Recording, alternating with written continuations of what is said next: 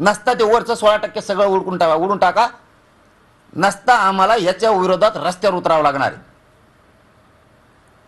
3 मुद्दे सांगितले तुम्हाला, आता चौथा सांगतो.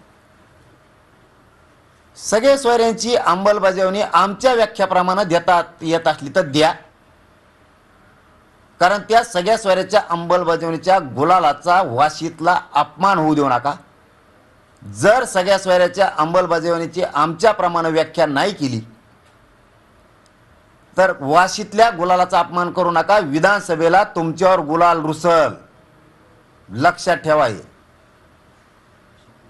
त्यांचा दबावात येऊन तुम्ही सांगितलं होतं आमची व्याख्या घेतो आणि अबकडे सुद्धा करतो. ही व्याख्या बनवताना बच्चू भाऊ कडू सुद्धा होते, चिवटे होते, ते यादव होते, आणखीन बरेचसे लोक त्यांचे सुद्धा होते. सचिव त्या बनवताना तिथं सचिव सुद्धा होते आम्ही सांगताना.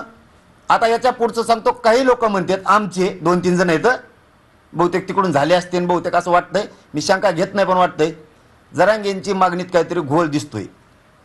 गोळाच टायमाला तू नव्हता का तिथं? तर याचं उत्तर आहे होता. वाशीत गेलो त्यावेळेस सरकारनं आपल्याशी बोलणी सुरू केली. त्यावेळेस व्यासपीठावर त्यांनी सांगितलं की राज्यपालांकडे जायला किंवा सरकारची कॅबिनेट घ्यायला काही सचिव यायला वेळ लागणार आहे, आम्हाला 1-2 घंट्याचा वेळ द्या, तुम्ही मुंबईकडे कूच करू नका. आणि त्यांनी कागद आणला होता, तो राजपत्र पण आणलं होतं, पण त्याच्यावर सह्या नव्हत्या. मी त्याच्यावरच्या सह्या वाचल्या, कोणाकोणाच्या नाही आहेत, हे घ्या. त्यांनी सांगितलं आम्ही राजपत्र काढतो पुन्हा. अगोदर ते मसुदा घेऊन आले होते फक्त. मग मी सांगितलं, तिथं जाहीर केलं समाजासमोर की कुणीही मुंबईत जायचं नाही, आपला आजचा मुक्काम हा वाशीतच आहे. जर उद्या सकाळपर्यंत यांनी दिलं नाही तर आपण मुंबईकडे कूच करणार आहे. तिथूनच मी आवाहन केलं होतं राज्यातले जेवढे अभ्यासक आहेत त्यांनी तातडीने मुंबईत यावं, जेवढे वकील आहेत त्यांनी ताबडतोब यावं. मला तुमच्याशी चर्चा करून पुढची डिसिजन घ्यायची.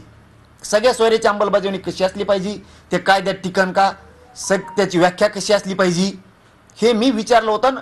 ज्यांना शक्य आहे ते अभ्यासक आले होते, मी बैठक घेतली त्यांची वाशीला. मी जाणून बुजून मुद्दाम समाजाला सांगायलो, मी एकट्यानं कुठला निर्णय घेतलेला नाही.